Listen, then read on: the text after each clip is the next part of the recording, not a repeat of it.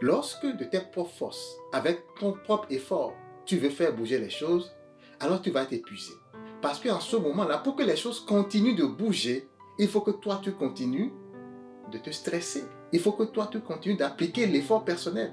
À un moment donné, ton esprit va s'épuiser.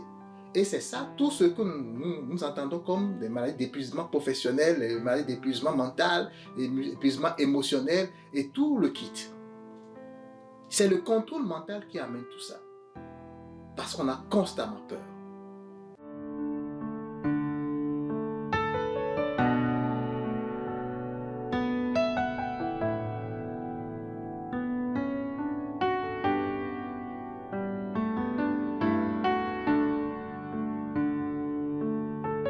Mesdames et messieurs, chers amis du renouveau spirituel, chers compagnons de route sur ce chemin du pèlerinage terrestre, bonjour et bienvenue dans cette nouvelle émission où nous allons parler d'un sujet assez intéressant et assez important, le contrôle mental.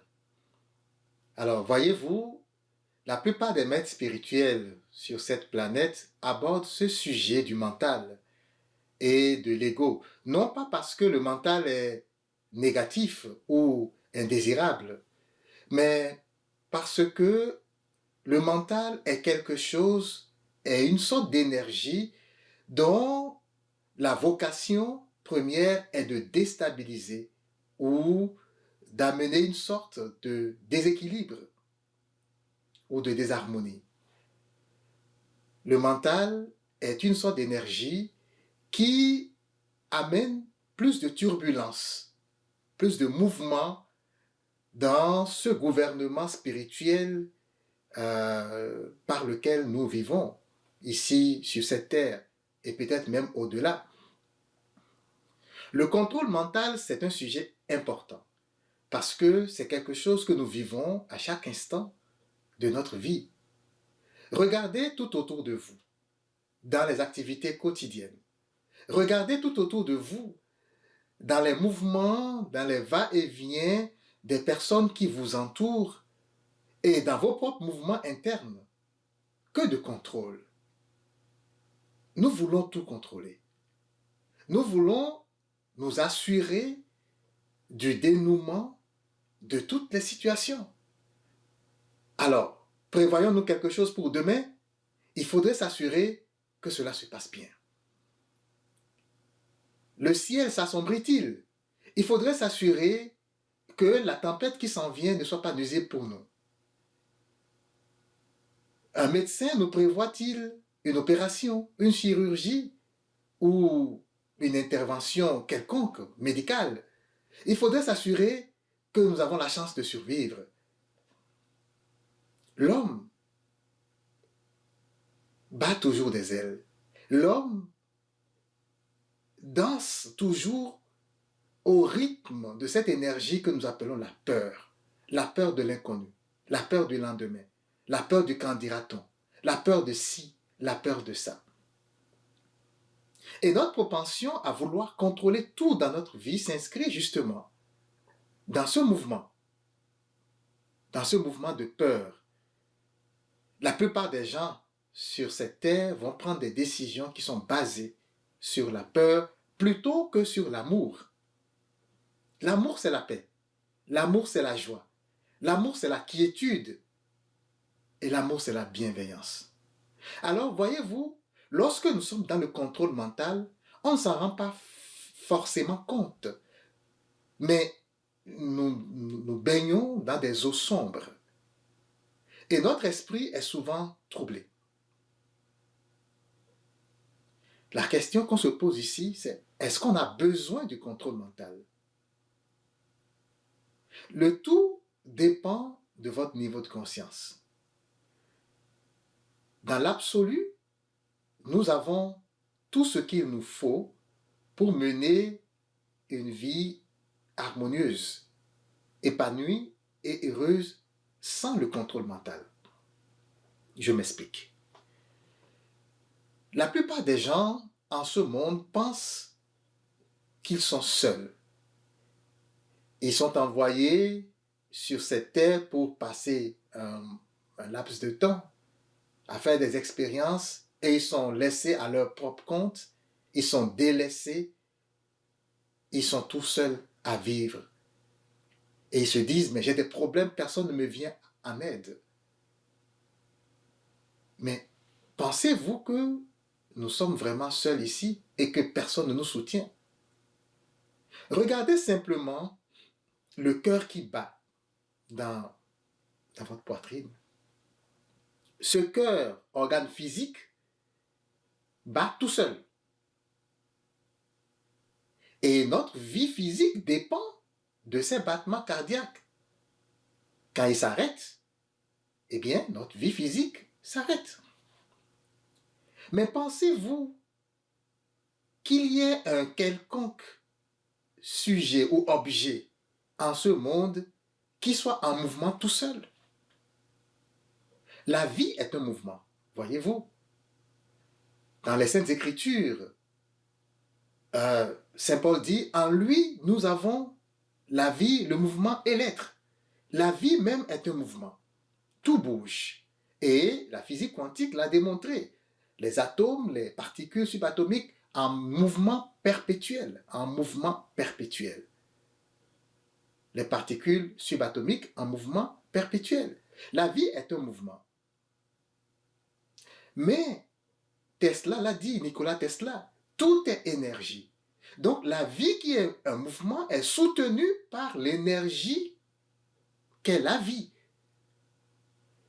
La source, ce que nous appelons Dieu, le créateur de tout ceci, est énergie. Et c'est lui, par le biais de cette énergie qu'il est, qui soutient la vie, le mouvement de la vie. Alors le cœur qui bat dans votre poitrine, est-ce qu'il bat tout seul sans rien, sans aucun principe qui maintiendrait justement ce mouvement? Est-ce qu'il bat tout seul? Non. Il y a un principe qui fait battre le cœur. Il y a une énergie qui soutient les battements cardiaques. C'est déjà la preuve que nous ne sommes pas tout seuls. Alors, si nous pensons que toute cette turbulence dans notre esprit, c'est parce que réellement nous sommes tout seuls, ce n'est pas vrai du tout. Nous sommes entourés d'êtres spirituels, nombreux et innombrables. Il y a plein d'esprits, d'anges qui nous entourent et dont le but, dont l'objectif est de nous aider à vivre. C'est la première information que je vous passe dans cet enseignement. Une information cruciale. C'est sûr que dans nos religions, on parle souvent d'anges gardiens, mais est-ce qu'on y croit vraiment? Tout au plus, on pense que c'est des êtres qui ont des ailes et qui volent, et puis c'est tout. Mais est-ce qu'on pense réellement que ces guides, ces êtres sont là pour nous guider continuellement et instamment à chaque mouvement?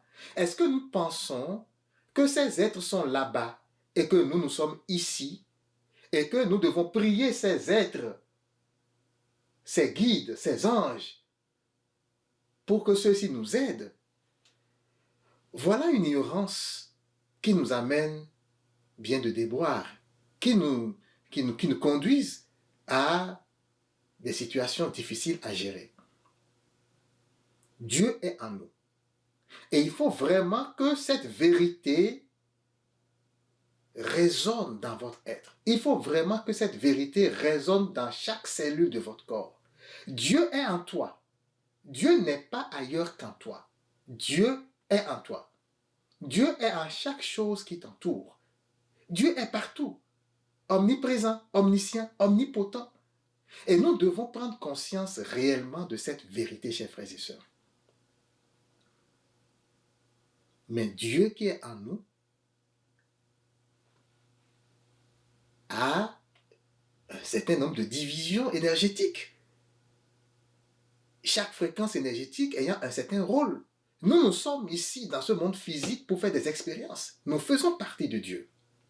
Mais il y a d'autres entités qui font partie de Dieu et dont le rôle est de nous aider à accomplir cette mission. C'est ces entités qu'on appelle les guides spirituels ou les anges gardiens, peu importe comment vous l'appelez. Et ces gens ou ces êtres sont là pour nous aider. Nous ne sommes pas seuls dans cette vie, chers frères et sœurs. Alors, si vous pensez que nous devons avoir le contrôle absolu de tout ce qui nous entoure parce que nous pensons que nous sommes seuls, cette hypothèse ne tient pas. Avons-nous besoin de contrôler tout ce qui nous entoure? Non. Mais alors, comment vivre? Comment échapper à l'accident? Comment survivre aux bêtes sauvages? Comment faire ci? Comment faire ça? C'est les questions, certainement, que vous vous posez, qui jaillissent dans votre esprit. Alors, c'est important de savoir ceci, chers frères et sœurs. C'est important de savoir que les guides n'attendent que notre go. Ils veulent que nous demandions quelque chose. Ils veulent que nous venions en leur présence pour leur poser des questions. D'ailleurs, ils nous parlent. C'est des gens qui vivent avec nous tout le temps. Dans les Saintes Écritures, quand on dit à Jacob, je serai avec toi partout où tu iras. Je serai toujours avec toi. C'est ce que ça signifie. Il y a ce qu'on appelle notre âme.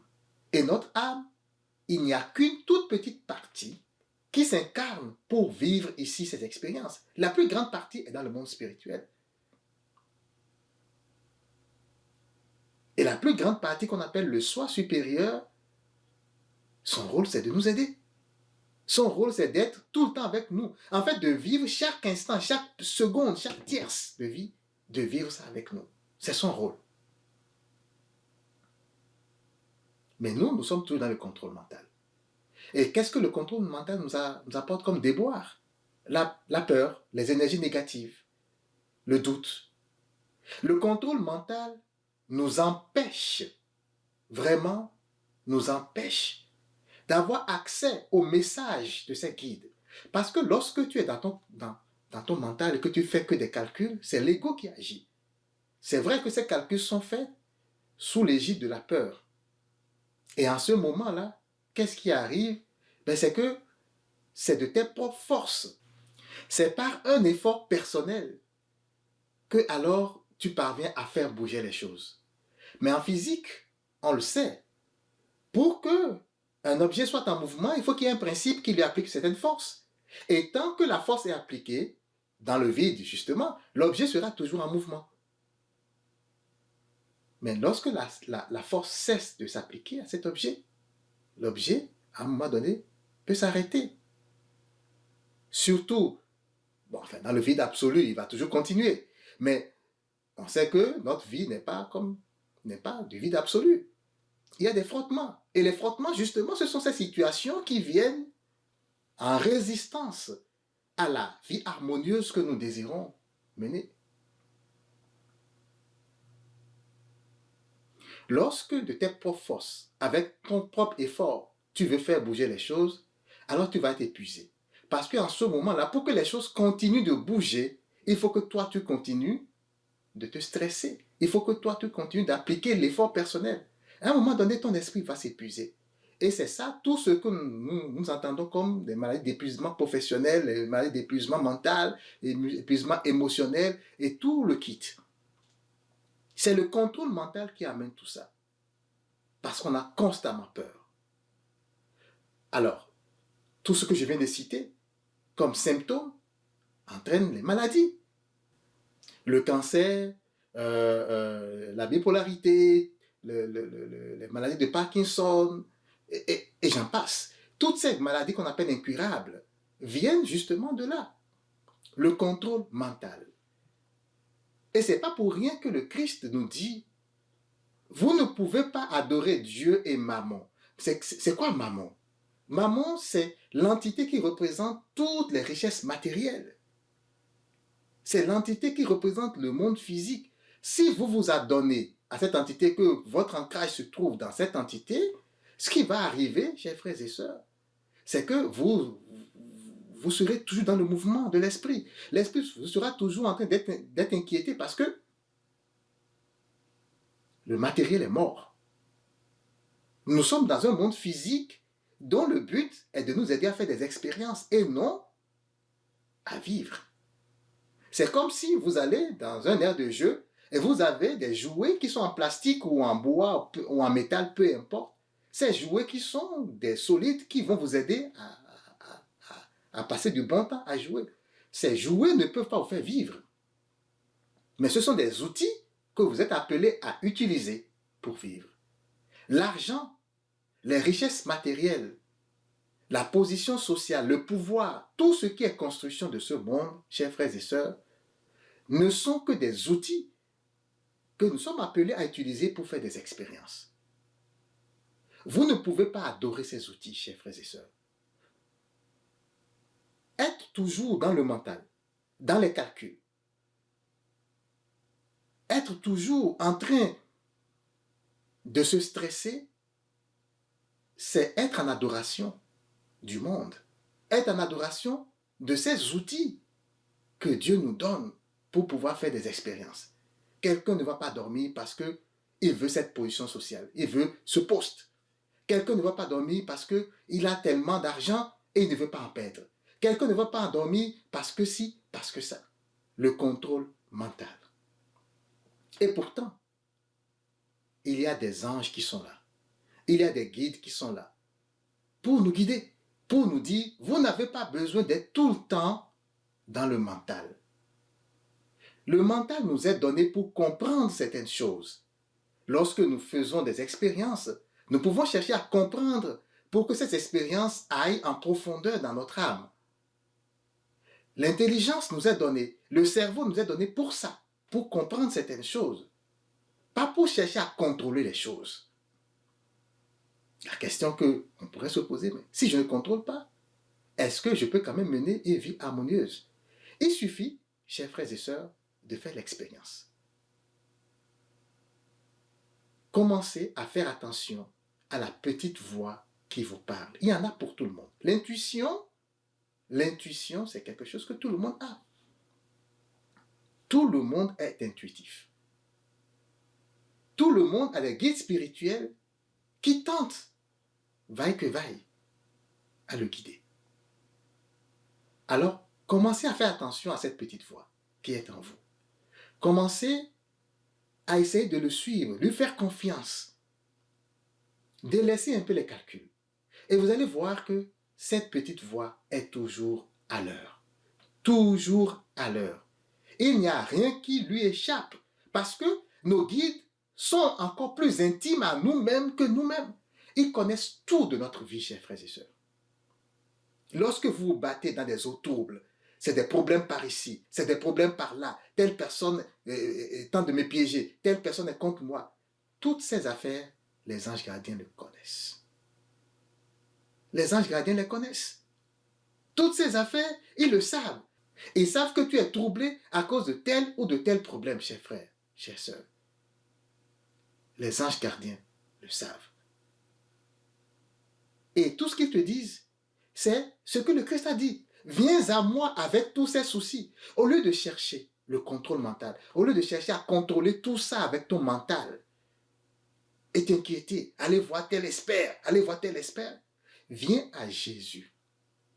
Viens à lui. Tu n'as pas besoin de le voir de tes yeux, avec tes yeux physiques.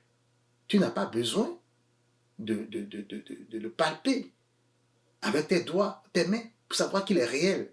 Parce que les anges qui sont avec toi, tous ces êtres spirituels qui te guident au jour le jour, sont dans l'abstrait. Ils sont dans les spirituels, mais ils sont là. Parfois, tu vas ressentir leur présence. Alors, commence à faire attention à ton intuition. Lorsque tu viens à une intersection, la première idée est la bonne. Tourne à gauche ou à droite, tu n'as pas besoin de calculer. Lorsque tu as quelque chose, une idée qui te vient en tête, quelque chose à faire, la première impression est toujours la bonne. C'est la petite voix. Lorsque le mental se dresse, le mental efface cette voix. Dieu te parle. Les anges te parlent. Mais ton mental se met debout. Et ton mental se met à raisonner. Ah, mais pourquoi tu veux aller de ce côté? Parce que, est-ce que tu as oublié que tu étais tombé? Est-ce que tu as oublié qu'il t'avait fait mal? Est-ce que tu as oublié telle douleur? Est-ce que tu as oublié telle souffrance? Mais, chers frères et sœurs, nous devons nous rendre à l'évidence. La vie est un mouvement. Ce qui s'est passé hier ne va pas se passer aujourd'hui et ne se passera certainement pas demain. Dans l'absolu, la vie est un fleuve qui coule. La vie est un fleuve qui coule. Ce qui s'est passé hier, c'était pour hier. Ce qui se passe aujourd'hui, c'est pour aujourd'hui. C'est nous-mêmes, avec notre mémoire d'énergie négative, ce que Eckhart Tolle appelle le corps de souffrance, c'est nous-mêmes qui ramenons le passé dans le présent. Tellement nous nous plongeons dans des énergies négatives, les lamentations, la haine, la colère, la culpabilité, la peur, tellement nous plongeons dans ces énergies négatives que nous ramenons systématiquement les choses du passé dans le présent. C'est ce que certains appellent le karma. Cette mémoire qui vient à toi, cette mémoire qui te domine et qui a tendance à t'assujettir pour t'amener à ramener le passé au présent. Les traumatismes du passé, tu es amené à les reproduire simplement parce que ton esprit ne s'est pas détaché de Mammon. Ton esprit ne s'est pas détaché du diable. Ce qu'on appelle le diable, c'est ça. C'est les richesses matérielles, c'est les choses physiques, c'est les constructions humaines, c'est la position sociale et le pouvoir. C'est ces affaires auxquelles nous nous attachons constamment et qui nous font peur et qui nous amènent justement à vouloir avoir un certain contrôle. Mais est-ce que tu as besoin du contrôle de ton mental? Est-ce que tu as besoin de tout contrôler? Le Christ dit, tu n'as pas besoin de t'inquiéter du lendemain, parce que le lendemain prendra soin de lui-même. Si on y va en profondeur de cette parole, ce qu'il voulait dire, c'est qu'il y a plein d'anges gardiens qui t'aident, chers frères, chères sœurs. Il y a tellement de guides. Est-ce que tu leur fais confiance? Est-ce que tu fais confiance à la petite voix qui est en toi? Si tu fais confiance à cette voix-là, tu n'as pas besoin de faire des calculs. Tu vas vivre calme, posé, paisible. Ton esprit va se reposer. Parce qu'en ce moment-là, tu te serais confié à l'esprit christique, l'esprit de Dieu. Est-ce que tu comprends cela, chers frères, chères sœurs? Alors je souhaite que tu donnes une chance à ton intuition. Sors du contrôle mental. Dès que tu sors du contrôle mental, tu regagnes en pouvoir. Parce que c'est une armée d'entités spirituelles qui sont à ta disposition 24/24. Entre en possession de cette connaissance, chers frères, chères sœurs. Entre dans cette révélation et commence à parler à tes anges gardiens. Tu n'as pas besoin de les regarder de tes yeux physiques, mais tu peux ressentir leur présence. Mais pour ça, il faudrait que tu sortes du mental. Est-ce que tu vas pouvoir avoir cette volonté de sortir du mental, te calmer pour rentrer dans une nouvelle ère? Telle est la question.